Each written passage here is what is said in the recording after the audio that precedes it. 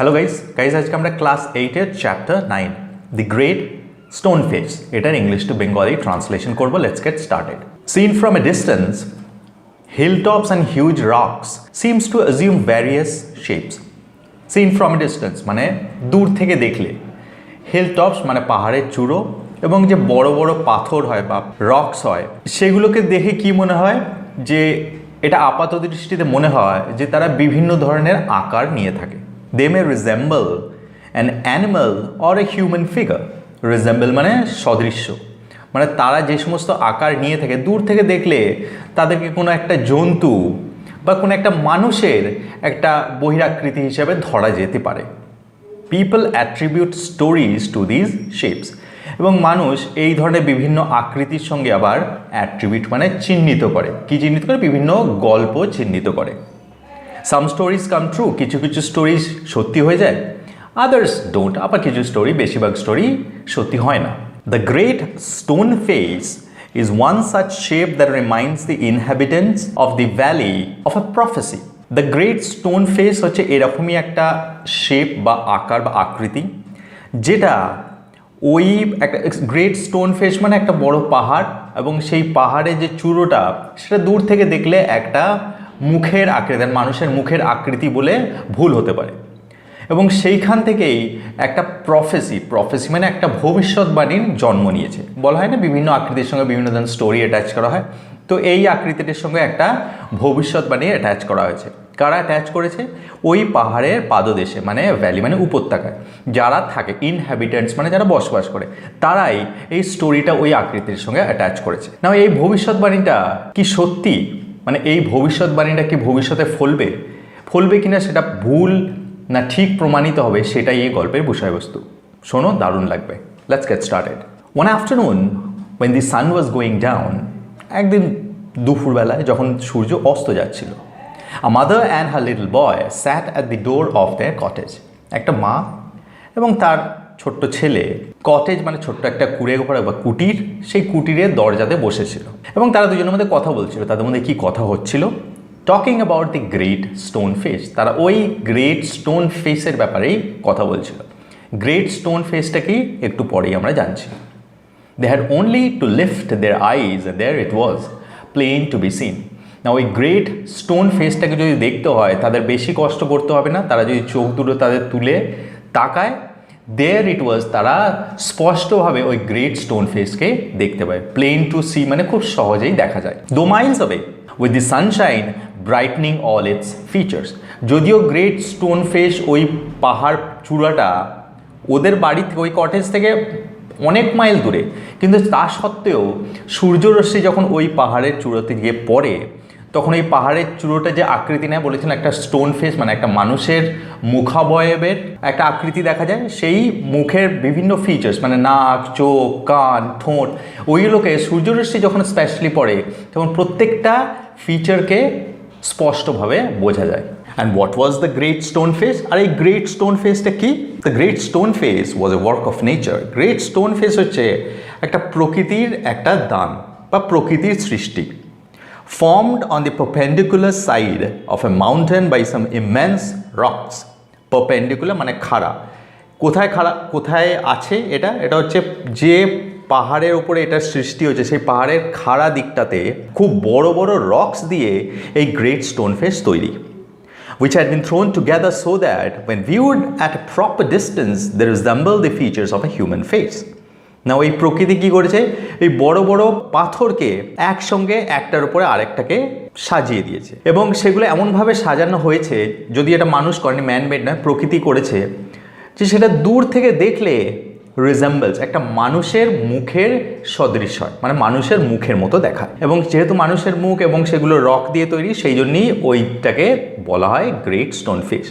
কিন্তু এর বিশেষত্ব হচ্ছে, দেখো একটা ওটা কিন্তু দূর থেকে দেখতে হবে তবেই একটা মানুষের মুখের সঙ্গে মিল খুঁজে পাওয়া যাবে, তা নয় তো পাওয়া যাবে না। দেখো ওটাই বলছে পরে, বলছে if the Spectator approach to near, বলছে স্পেকটেটর মানে যে দেখছে, সে যদি ওই পাহাড়টার খুব কাছাকাছি চলে যায়, he loses the outline of the enormous face, সে তখন ওই যে খুব বিশাল একটা মুখ, সেই মুখের যে আউটলাইন মানে বহিরাকৃতি, সেই বহিরাকৃতিটা আর কিন্তু সে বুঝতে পাবে না। মানে ওই পাহাড়টার কাছে চলে গেলে এটার বোঝা যাবে না যে দূর থেকে এটাকেই মানুষের মুখের মতো দেখায়। And could see only a heap of gigantic rocks, এবং কাছ থেকে গেলে কী দেখা যায়, শুধু মনে হবে যে খুব বড় বড় বিশাল আকৃতি পাথরের একটা স্তূপ, পাইল ওয়ান আপন অ্যানাদার, একটার উপরে আরেকটা চাপানো আছে, এইটাই দেখা যাবে, আর থেকে বেশি কিছু দেখা যাবে না। But seen from a distance, কিন্তু দূর থেকে যদি দেখা যায় the clouds clustering about it, তাহলে দেখা যায় দূর থেকে দেখলে একটা জিনিস দেখা যাবে যে ওই পর্বত চূড়াটার মাথায় ক্লাউডস মানে মেঘ একসঙ্গে জড়ো হয়েছে। And the great stone face seemed positively two B alive, এবং দূর থেকে দেখলে ওই যে একদম মনে হবে যে হ্যাঁ ওটা একটা মানুষেরই মুখ, এবং শুধু মানুষের মুখ মনে হবে না, মনে হবে যে সুনিশ্চিতভাবে সেটা একটা কোনো জীবন্ত মানুষের মুখ। It was the belief of many people that the valley owed much of its fertility to the benign face that was continually beaming over it.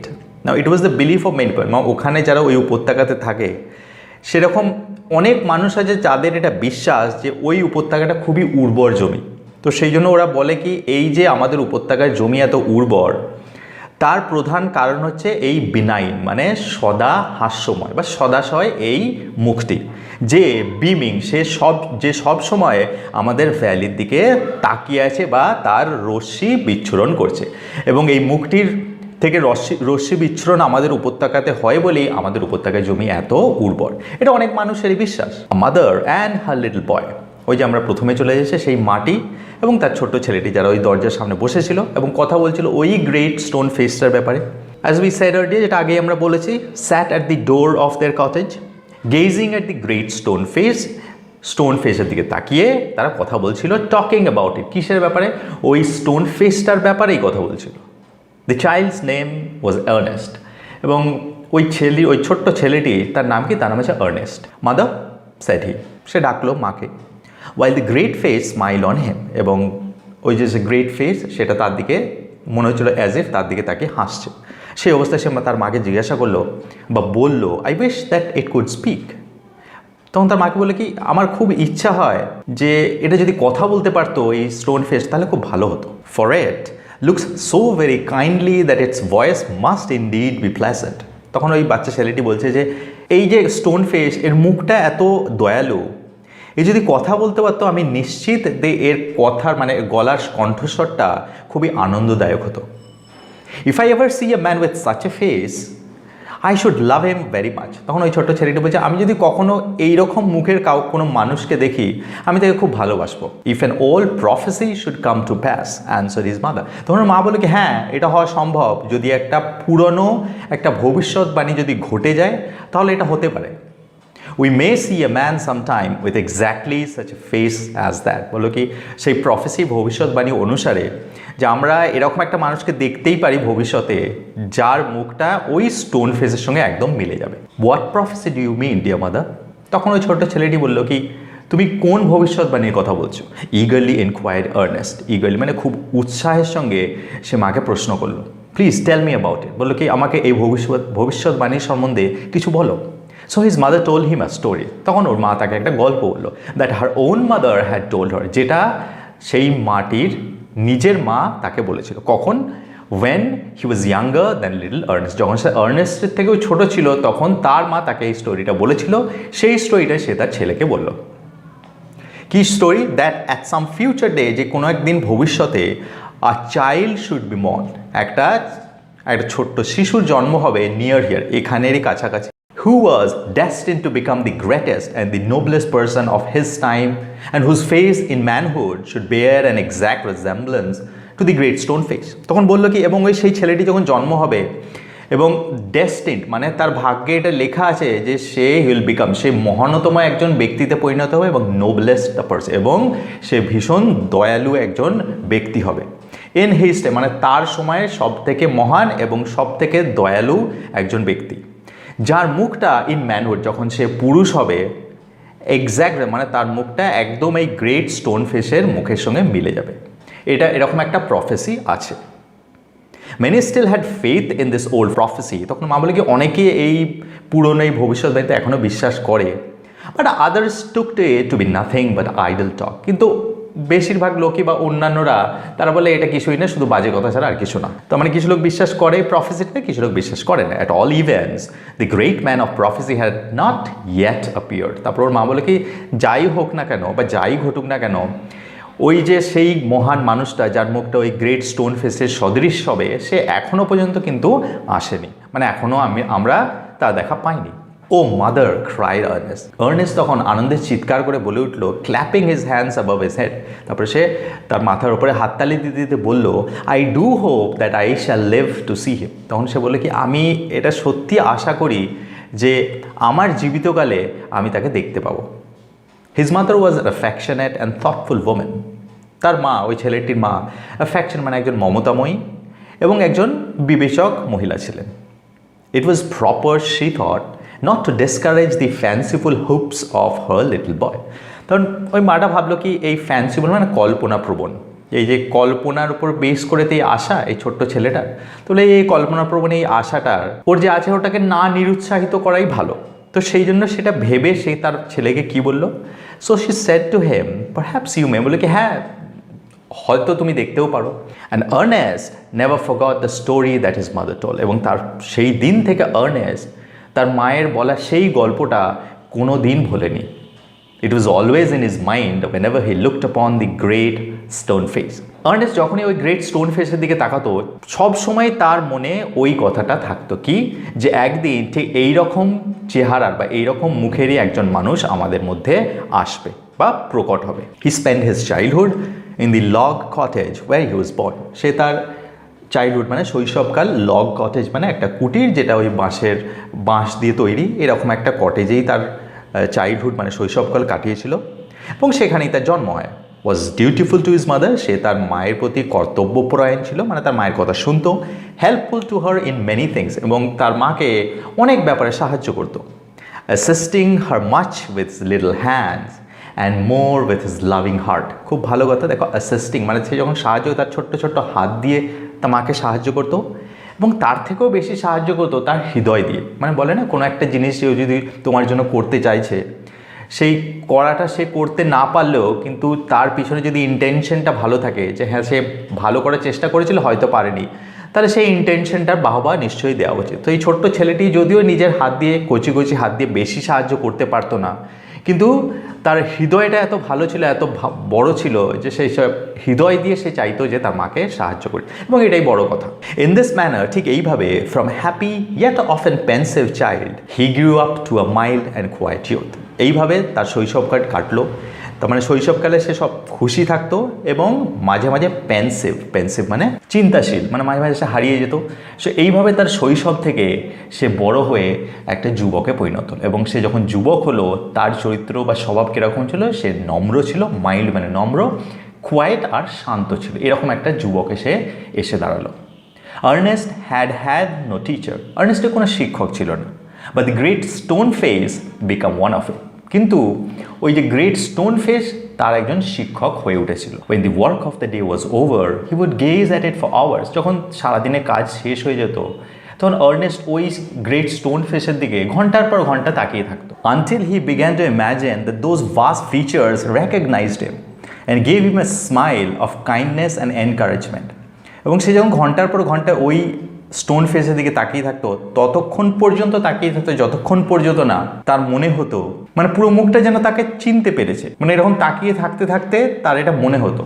আর তার মনে হতো যে চিনতে পারার পরে সেই গ্রেট স্টোন ফেস যেন তার দিকে তাকিয়ে উদারতার সঙ্গে, কাইন্ডনেস মানে উদারতার সঙ্গে হাসছে এবং তাকে উৎসাহ দিচ্ছে। আবার this time there went a rumor throughout the valley. ঠিক এইরকম সময় যখন সে যুবক হয়েছে তখন এই উপত্যকাতে একটা গুজব ছড়িয়ে পড়ল। কি সেই গুজব? That the great man who was to bear a resemblance to the great stone face had appeared at last. তো এই হলো যে ওই যে প্রফেসি একটা ছিল, ভবিষ্যৎবাণী, যে সেই ভবিষ্যৎবাণী সত্যি হয়ে গেছে, যে সেই মহান মানুষটি যার মুখটা একদম গ্রেট স্টোন ফেসের সঙ্গে মিলে যাবে সেই মানুষটা প্রকট হয়েছে, মানে সেই মানুষটাকে দেখা গেছে। তো এইরকম একটা গুজব পুরো উপত্যকাতে শোনা গেল। It seems that many years before, না কে সেই ব্যক্তিটা, সেটা বলছে যে অনেক বছর আগে আ young man had left the valley, একটা যুবক যে এই উপত্যকায় ছেড়ে চলে গিয়েছিল, and settled at a distant seaport, এবং সে কোথায় গিয়ে স্থায়ীভাবে বসবাস শুরু করে, সেটেল মানে কোথাও স্থায়ীভাবে বসবাস শুরু করা, সে একটা সমুদ্রের বন্দরের কাছাকাছি যে স্থায়ীভাবে বসবাস শুরু করে। নাম কি তার? Gather gold. তার নাম কি ছিল? Gather gold. Had set up as a shopkeeper, তো সেখানে যে সেই পোর্ট, সেই বন্দরে গিয়ে সে একটা দোকান খোলে। Being sharp in business matters, এবং সে ব্যবসাতে তার তীক্ষ্ণ বুদ্ধি ছিল, এবং তার বলে সে কি করেছে, had become so very rich that it would have taken him 100 years only to count his wealth, যে এবং এই ব্যবসা করে সে এত অর্থ উপার্জন করেছে যে সেই অর্থকে সে যদি গুনতে যায় তাহলে তার 100 বছর লেগে যায়, মানে প্রচুর ধন সম্পত্তি সে উপার্জন করেছে। In time he thought of his native valley, এবং যখন এরকম সময় এলো তখন সে কি ভাবলো, তার ভ্যালি মানে তার উপত্যকা, মানে যেখানে তার জন্ম, সেই উপত্যকার কথা তার মনে পড়লো। And decided to go back there, এবং তারপরে সে এটা মনস্থির করে যে সে আবার সেই তার উপত্যকাতে ফিরে যাবে। And end his days where he had been born, এবং সে এটা ডিসাইড করে, মনস্থির করে যে সেখানে যেই তার বাকি জীবনটুকু কাটাবে। Ernest had been deeply stirred by the idea that the great man, the noble man, the man of prophecy, after so many ages of delay, was at length to be seen in his native valley. Now এই খবরটা যখন আর্নেস্টের কাছে পৌঁছালো, সেটা তার মনকে নাড়া দিয়ে উঠলো। স্টেট মানে নাড়া দিয়ে ওঠা, কারণ কি, সেটা ভাবলো যে সেই মহান মানুষটা, সেই উদার মানুষটা, সেই ভবিষ্যৎবাণীর মানুষটা, after so many ages of delay, এত যুগের দেরির পরে, ওয়াজ অ্যাট লেন্থ মানে অবশেষে তাদের উপত্যকায় দেখা দিতে চলেছে, এবং সেটাতে সেই ব্যাপারটা ভীষণ রোমাঞ্চকর লাগলো আর্নেস্টের কাছে। While the boy was still gazing up the valley one day, একদিন ওই স্টোন ফেসের দিকে আর্নেস্ট তাকিয়েছিল। And imagining that the great stone face return his gaze, এবং সে তাকিয়ে এটাই ভাবছিল মনে মনে যে হ্যাঁ, সেই স্টোন ফেসও তার দিকে তাকিয়ে তার উত্তর দিচ্ছে। তো সেরকম ভাবছিল একদিন। The noise of wheels was heard, এমন সময় সে চাকার শব্দ শুনতে পেল। And a crowd of people cried, এবং এক দল লোক চিৎকার করে উঠল, here comes the great mister Gather Gold, বলছে মিস্টার মহান গ্যাদার গোল্ড চলে এসছেন আমাদের উপত্যকাতে, যাকে বলা হচ্ছে ওই গ্রেট স্টোন ফেসের প্রফেসির প্রতিমূর্তি। তো সে চলে এসছে। আ ক্যারেজ ড্রন বাই 4 horses, একটা ক্যারেজ দেখা গেল, এবং সেই ক্যারেজটা মানে একটা এক্কা গাড়ি, সেটাকে 4টে ঘোড়া টানছে। Dashed round the turn off the road, খুব দ্রুত গতিতে রাস্তার মোড় ঘুরতে দেখা গেল সেই ক্যারেজটাকে, এবং তার মধ্যে কি ছিল, within it thrust partly out of the window appeared the face of an old man with yellow skin. সেই এক্কা গাড়িটার জানলা দিয়ে, মানে থ্রাস্ট মানে একটু বের করা আছে মুখটা, এবং সেই মুখটা দেখা গেল। এবং সেই মুখটা কার? সেই মুখটা ছিল একটা বৃদ্ধ লোকের, যার স্কিনটা ইয়েলো রঙের। The very image of the great stone face shouted the people, এবং সেই মুখটা দেখেই সেখানকার যে লোক ছিল তারা চিৎকার করে উঠল কি একদম গ্রেট স্টোন ফেসের মতোই দেখতে বটে এই মানুষটি। Sure enough the old প্রফেসি is true, সবাই বলতে লাগলো কি একদম নিশ্চিত যে ভবিষ্যৎবাণী ছিল সেই ভবিষ্যৎবাণীটা সত্যি হয়েছে। Here we have the great man at last, এবং আমাদের মধ্যে অবশেষে আমরা সেই মহান মানুষটাকে পেয়েছি যার মুখটা মিলে যায় ওই গ্রেট স্টোন ফেসের সঙ্গে। And what greatly puzzle Ernest, কিন্তু এই পুরো ব্যাপারটা আর্নেস্টকে ভীষণভাবে বিভ্রান্ত করে দিল। কেন? They seemed actually to believe that here was the likeliness which they spoke of. কারণ আর্নেস্ট বললো কি, তো আর্নেস্টের এটা বিশ্বাসই হচ্ছিল না যে তার উপত্যকায় যে সমস্ত মানুষজন তারা আসলে এটা বিশ্বাস করছে যে ওই ব্যক্তিটা মানে মিস্টার গ্যাদার গোল্ড, তার মুখটা ওই গ্রেট স্টোন ফেসের সঙ্গে মেলে। তার মানে আর্নেস্টের মতে এই দুটোর মধ্যে কোনো মিলই নেই, কিন্তু ও এটা ভেবে বিভ্রান্ত হয়ে যাচ্ছিল যে আমার উপত্যকার বাকি যে মানুষজন তারা কোথায় মিলটা খুঁজে পাচ্ছে। He turned away sadly from the wrinkled shrewdness of that unpleasant face. তখন সে কী করলো, তখন সে তার মুখটা ঘুরিয়ে নিল এবং খুব দুঃখিত হলো যে সে যেটা আশা করেছিল সেটা সে দেখতে পেল না। সে তার মতে মুখটা কীরকম, রিঙ্কেল কোচকানো, shrewdness মানে চতুরতাতে ভর্তি, অ্যান্ড আনপ্লেজেন্ট মানে যেটা অপ্রীতিকর, এরকম একটা মুখ, এবং তার সঙ্গে তুলনা করা হচ্ছে গ্রেট স্টোন ফেসে। সেটা আর্নেস্ট মেনে নিতে পারলো না। And gauge up the valley, এবং সেই জন্য সে আবার ওই গ্রেট স্টোন ফেসের দিকে তাকালো। Why the stone face seem to say, এবং তার মনে হলো যে স্টোন ফেস তার দিকেই তাকিয়ে আছে এবং বলছে he welcome, fear not Ernest, the man welcome. আর মনে হলো যেন তাকে বলছে যে সে আসবে, ভয় পেও না, সে মানুষটা নিশ্চয়ই আসবে। The years went on and Ernest grew to be young man. এভাবে বছর গড়াতে লাগলো এবং আর্নেস্ট এখন একটা যুবক পুরুষে পরিণত হয়েছে। He attracted little notice from the inhabitants of the valley. Now সেই উপত্যকাতে আরও যারা বসবাস করতো তারা এই আর্নেস্টের প্রতি খুব একটা আকৃষ্ট হতো না, কারণ ওর মধ্যে এমন কিছু ছিল না বা ও এমন কিছু করতো না যেটাতে সবাই ওর প্রতি আকৃষ্ট হবে। এবং তারা লিটল নোটিস মানে দাদা আর্নেস্টকে খুব কমই লক্ষ্য করতো। This was nothing remarkable in his way of life, কারণ ওইটাই বললাম রিমার্কেবল মানে সে যেমনভাবে জীবনযাপন করতো তার মধ্যে উল্লেখযোগ্য কিছু ছিল না, এক্সেপ্ট দ্যাট। কিন্তু একটা জিনিস ছিল, when the labor of the day was over, মানে যখন সারাদিনের কাজ শেষ হয়ে যেত, he still loved to gaze upon the great stone face. সে এখনও ওই গ্রেট স্টোন ফেসের দিকে তাকিয়ে থাকতে ভালোবাসে। এইটা একটা একমাত্র উল্লেখযোগ্য বিষয় আর্নেস্টের লাইফে, এবং সেটা সবাই ওখানকার যারা বসবাস করতো সবাই সেটা জানতো। Their idea was that this was a folly, এবং তারা এটাকে গুণ হিসেবে ধরতো না, তারা ভাবতো এটা একটা মূর্খামির বিষয় যে হাঁ করে স্টোন ফেসের দিকে ঘন্টার পর ঘন্টা সে তাকিয়ে থাকে। কিন্তু সেই এই মূর্খামিটাকে তারা পার্ডনেবল মানে ক্ষমাযোগ্য, তারা ক্ষমা করে দিত যে খুব একটা বড় মূর্খামি এটা নয়।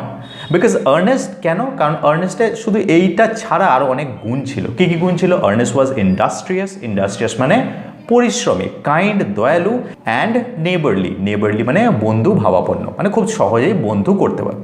এই গুণগুলোর জন্য লোকে তাকে ওই যে একটা মূর্খামির কাজ করতো সেটাকে ক্ষমা করে দিয়েছিল। They did not know that the great stone face had become a teacher to him. তারা এটা জানতো না যে ওই গ্রেট স্টোন ফেসটা আর্নেস্টের একটা টিচারে পরিণত হয়েছে। And that the sentiment which was expressed in it would enlarge the young man's heart. এবং তারা এটাও জানতো না যে সেন্টিমেন্ট মানে ভাব, মানে এই ছেলেটির আর্নেস্টের দ্য গ্রেট স্টোন ফেসের প্রতি যে মনোভাব, সেই মনোভাবই তার হৃদয়টাকে অন্য পাঁচজনের হৃদয়ের থেকে অনেক বড় করে দেবে। এবং তারা এটাও জানতো না যে fill it with deeper sympathies than other hearts. এবং এর ফলে এরকম একটা মনোভাবের ফলে ওই গ্রেট স্টোন ফেসের প্রতি আর্নেস্টের হৃদয়টা বড় তো হয়ে গেছিলো অন্য পাঁচটা মানুষের থেকে, সেটা সত্যি, এবং তার সঙ্গে সঙ্গে সেই হৃদয়ে আরও গভীর সমবেদনা তৈরি হয়েছিল অন্য আর পাঁচটা মানুষের জন্য। They did not know that from this would come a better wisdom than could be learned from books. তারা এটাও জানতো না যে এই যে গ্রেট স্টোন ফেসের দিকে তাকিয়ে থাকা এবং তাকে টিচার হিসেবে মেনে নেওয়া, তার ফলে সে যে জ্ঞান অর্জন করবে সেটা সাধারণ আর কোনো বই থেকে পাওয়া যাবে না। Neither did Ernest know, এবং আর্নেস্ট নিজেও এটা জানতো না, that the thoughts which came to him, যে তার মনে যে সমস্ত চিন্তাভাবনা, থটস মানে চিন্তাভাবনার উদয় হয়, সো ন্যাচারালি, যেগুলো খুব সাধারণভাবেই তার মনে আসে, ইন দি ফিল্ড যখন সে মাঠে কাজ করে, বা by at the fireside যখন সে আগুনের সামনে বসে থাকে, were of a higher tone, যে সেই সমস্ত চিন্তাভাবনাগুলো আর পাঁচজনের চিন্তাভাবনার থেকে উঁচু স্তরের চিন্তাভাবনা, সেটা সে নিজেও রিয়েলাইজ মানে উপলব্ধি করতে পারেনি। Then those which all men share with him, মানে ও যখন অন্যান্য মানুষের সঙ্গে কাজ করতো বা মেলামেশা করতো, তাদের ফিলিংস মানে আবেগ যে সমস্ত তার সঙ্গে ভাগ করে নিত, এবং তাদের চিন্তাভাবনা এবং আর্নেস্ট যে চিন্তাভাবনা করতো, এই দুটোর মধ্যে হেল অ্যান্ড হেভেন মানে অনেক ডিফারেন্স ছিল। এখান থেকে বোঝা যাচ্ছে যে এই ব্যাপারটা, এই যে মনের একটা আমূল পরিবর্তন আর্নেস্টের মধ্যে হয়েছিল, সেটা কিন্তু ওই গ্রেট স্টোন ফেসের দিকে ঘন্টার পর ঘন্টা তাকিয়ে থাকা এবং ইম্যাজিনারি মানে কল্পনায় ওই গ্রেট স্টোন ফেসের সঙ্গে কথা বলার জন্যই তার মধ্যে এসেছিল। আর সিম্পল সোল মানে তার আত্মাটা খুবই সিম্পল, মানে সে খুব একজন সহজ সরল একজন মানুষ। Simple as when his mother first told him the old story. Simple মানে যখন তার মা কীভাবে বোঝাচ্ছে সে খুব সরল, কারণ যখন এই আর্নেস্টকে যখন ছোট ছিল তার মা যে গল্পটা বলেছিল, he beheld the marvellous face looking down the valley, তখন সে অবাক হয়ে বিহেল্ড মানে তাকিয়েছিল কোনটার দিকে? ওই গ্রেট স্টোন ফেসটার দিকে, যে ওই উপত্যকার দিকে তাকিয়েছিল। স্টিল ওয়ান্ডার, তখনও সে যেরকম অবাক হয়েছিল এবং তার মনে অনেক প্রশ্ন এসেছিল, আজকেও তার সেই গ্রেট স্টোন ফেসের দিকে তাকিয়ে সেই প্রশ্নগুলো আজকেও রয়ে গেছে। কি সেই প্রশ্নটা হচ্ছে why it's human likeness was so long in coming. মানে তার মনে একটাই প্রশ্ন যে ওই যে গ্রেট স্টোন ফেস, তার যে মানুষের অবতার সেটা পৃথিবীতে আসতে বা আমাদের উপত্যকাতে আসতে এত দেরি হচ্ছে কেন? কারণ ও তো সেই মা যেদিন থেকে ওই গল্পটা বলেছে যে ভবিষ্যৎবাণী যে এরকমই একজন ব্যক্তি আমাদের ভ্যালিতে আসবে, প্রফেসিটার কথা, তো সেটা বিশ্বাস করেছো এবং সেই ছোটোবেলা থেকে বিশ্বাস করে আসছে, এখনও সে বিশ্বাস করে। এবং তার মনে শুধু একটাই প্রশ্ন আসছে যে সেই মানুষের এখনও আমরা দেখা কেন পাইনি? By this time poor mister Gathergold was dead and buried. ইতিমধ্যে মিস্টার গ্যাদারগোল্ড মারা গেছেন এবং তাকে কবর দিয়ে দেওয়া হয়েছে। তার ব্যাপারটা একটু জানা যাক। His wealth which was the body and spirit of his existence, মানে তার সম্পদ, মানে তার অস্তিত্বের প্রধান কারণ ছিল তার সম্পদ। হয় না যে মানুষের কাছে যখন সম্পদ থাকে, টাকা পয়সা থাকে, তখন তার অনেক বন্ধু হয়। তো সেই জন্যই যতদিন পর্যন্ত তার কাছে সম্পদ ছিল তার অস্তিত্ব ছিল, কিন্তু had disappeared before his death. কিন্তু যখনই তার মৃত্যুর আগে তার যত সম্পদ, ধন সম্পদে জড়ো করেছিল বা উপার্জন করেছিল, সেগুলো উধাও হয়ে যায় বা খরচা হয়ে যায়। Since the melting away of his gold, মানে গোল্ড মানে সোনা, যখন সোনা গলতে শুরু করে, তার মানে তার ধন সম্পদ বা ঐশ্বর্য বা টাকা পয়সা যা ছিল সেগুলো যখন আস্তে আস্তে চলে যায়, তখন কি it had been generally agreed, তখন মানুষজন যখন দেখলো এর কাছ থেকে আর কিছু পাওয়ার নেই, তখন তাকে আর তোষামোদ করা ছেড়ে দিল। তখন সবাই মিলে একটা কথাতে সম্মত হলো যে দেয়ার ওয়াজ নো গ্রেট লাইকনেস, কি না গ্রেট স্টোন ফেসের সঙ্গে এই মানুষটার মুখের কোনো মিল নেই।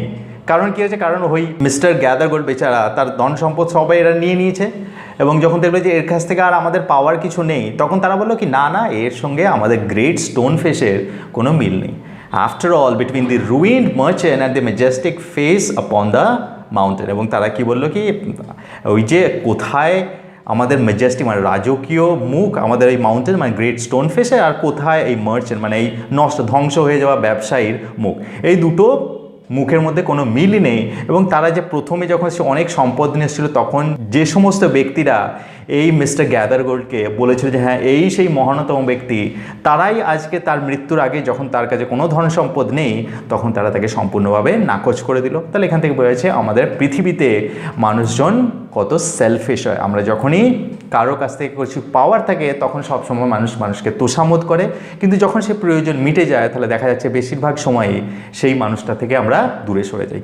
Anyways, it so happen that another son of the valley had become a soldier many years before. না, এরকম ব্যাপার হলো যে কিছুদিন পরে আর একজনের নাম উঠে এলো।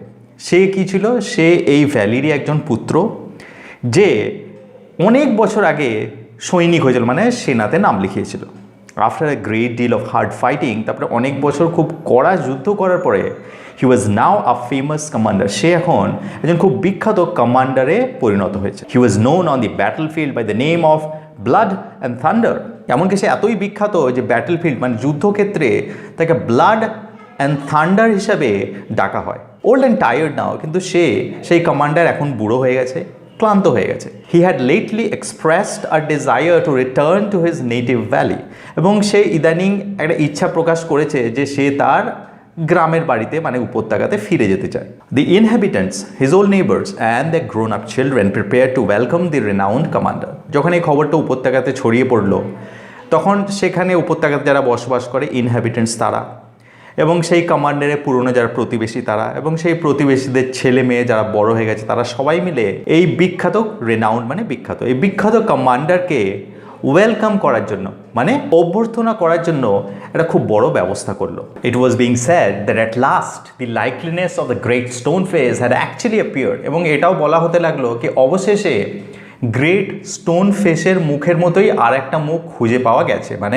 প্রকট হয়েছে, এবং সেটা হচ্ছে এই কমান্ডারটা মুখ। Great therefore was the excitement throughout the valley, and many people who had never once thought of glancing at the great stone face now spent much time in gazing at it.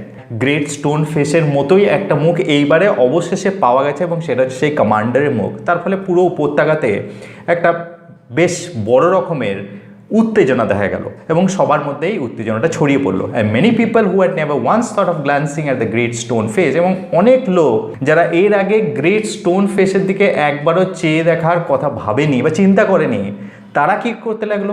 Now spend much time in gazing at ইট।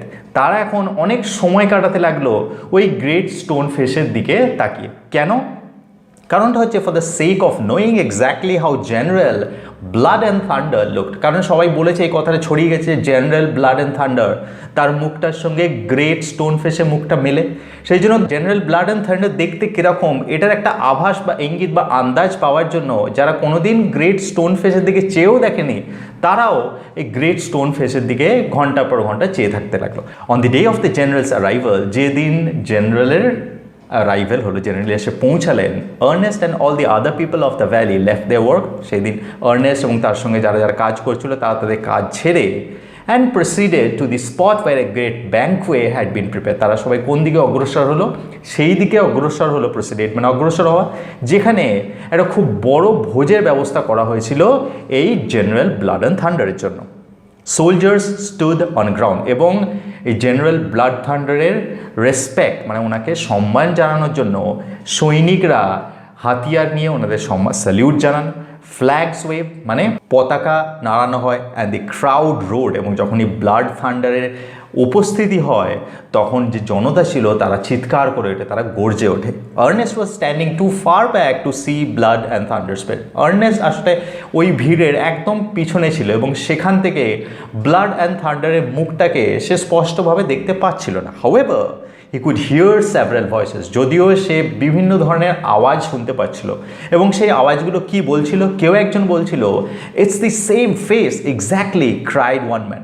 একজন চিৎকার করে উঠল একটা মানুষ যে হ্যাঁ, এটা হচ্ছে একদম গ্রেট স্টোন ফেসের একই চেহারা, ড্যান্সিং ফর জয়। এবং সেটা বলে সে আনন্দে নৃত্য করতে লাগলো। কি অবশেষে যে প্রফেসি, যে ভবিষ্যৎবাণী ছিল, সেটা এইবারে কিন্তু সত্যি হয়েছে। Wonderfully like it, that's a fact, replied another. এবং সেটা শুনে আরেকজন উত্তর দিল কি চমকপ্রদভাবে মিলে যাচ্ছে দুটো মুখ, এবং এটা হচ্ছে একটা সত্যি। And why not, cried a third. তারপর তৃতীয় একজন বললো, কেন হবে না, he is the greatest man of this or any other age beyond a doubt. যে এতে কোনো সন্দেহ নেই যে এই যুগের বা যে কোনো যুগের মহানতম ব্যক্তি হচ্ছে জেনারেল ব্লাড থান্ডার। তো এটা স্বাভাবিক যে ওনার মুখটা গ্রেট স্টোন ফেসের মুখের সঙ্গে মিলবে। Ernest at last could see the general's face. এইভাবে অনেক ধস্তাধস্তির পরে হয়তো আর্নেস্ট সামনে আসতে পেরেছিল ফিরে, এবং শেষে সে জেনারেলের ফেস দেখতে পেল। And in the same glance he could also see the great stone face. এবং জেনারেলের মুখটা সে দেখতে পাচ্ছিল, এবং তার পাশে জেনারেলের পিছনে সে গ্রেট স্টোন ফেসটাকেও পাশাপাশি দেখতে পাচ্ছিল। If there was such a likeness as a crowd proclaimed, Ernest could not recognise it. Now আর্নেস্টের মনোভাব কি? আর্নেস্ট বলছে যে এই যে প্রচার একটা হচ্ছে, প্রোক্লেমের প্রচার, এরকম এই প্রচারটা হচ্ছে যে এই গ্রেট স্টোন ফেসের সঙ্গে জেনারেল ব্লাড অ্যান্ড থান্ডারের মুখ মিলে যাচ্ছে, এই যে এত লোক এই কথাটা বলছে বা জনতা এই কথাটা বলছে বা প্রচার করছে, তারা যাই দেখে বলে থাকুক, আর্নেস্ট কিন্তু সেটা দেখতে পাচ্ছে না। মানে আর্নেস্ট বলছে আমি কিন্তু এই গ্রেট স্টোন ফেসের সঙ্গে জেনারেল ব্লাড অ্যান্ড থান্ডারের মুখের কোনো মিল পাচ্ছি না। Fear not Ernest, said his heart. তখন আর্নেস্টের হৃদয় বলে উঠল যে ভয় পেও না, as if the great stone face was whispering to him. এবং তার হৃদয় যখন তাকে এটা বলে উঠল, মনে হলো যে গ্রেট স্টোন ফেসই নাকি তার কানে কানে চুপি চুপি এই কথাটা বলছে। Fear not Ernest, he will come. এবং আরও কি বলছে সেই গ্রেট স্টোন ফেস আর্নেস্টের কানে চুপি চুপি বলছে, চিন্তা করো না, ভয় পেও না, তুমি ঠিকই বলেছ, জেনারেল ব্লাড থান্ডার সেটা সেই মহান ব্যক্তি নয়, ভয় পেও না, সে আসবে, সে একদিন নিশ্চয়ই আসবে। Okay guys, I hope you liked my explanation. যদি ভালো লেগে থাকে তাহলে প্লিজ একটা লাইক দিও। Thank you for watching, thank for listening, have a wonderful day, tata.